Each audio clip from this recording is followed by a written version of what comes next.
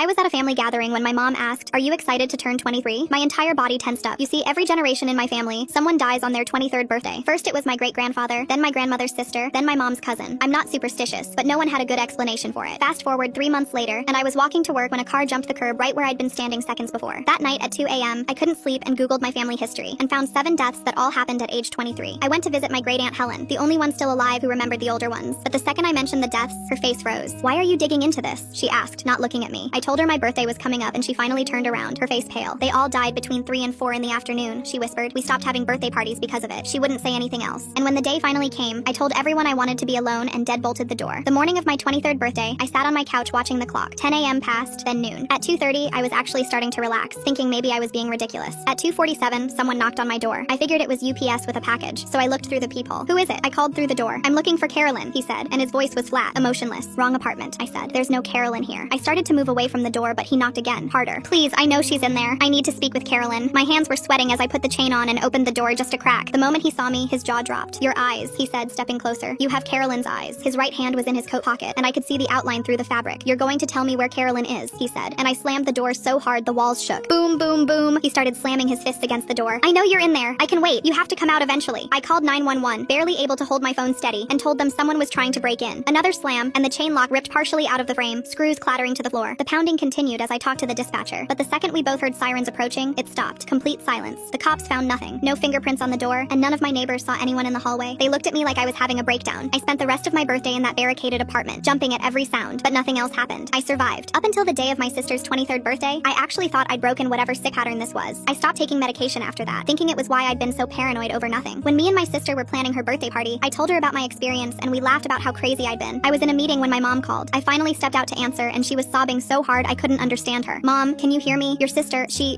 collapsed at work." Turns out she had a brain aneurysm. They pronounced her dead at 3:23 p.m. on her 23rd birthday. At the funeral, none of my relatives would look me in the eye. My aunt pulled me aside and said my sister had mentioned getting weird emails the week before, someone asking about someone named Carolyn, but she'd thought it was spam and deleted them. I instantly knew that it was supposed to be me. Fast forward a year later to her 24th birthday. I was alone at the cemetery at 3:23 p.m. when I heard footsteps behind me. "You're the one who survived," the woman said. She knew about the man at my door, knew about Carolyn, knew everything. And when she finally explained what was going on, everything clicked. Full story on channel, link below.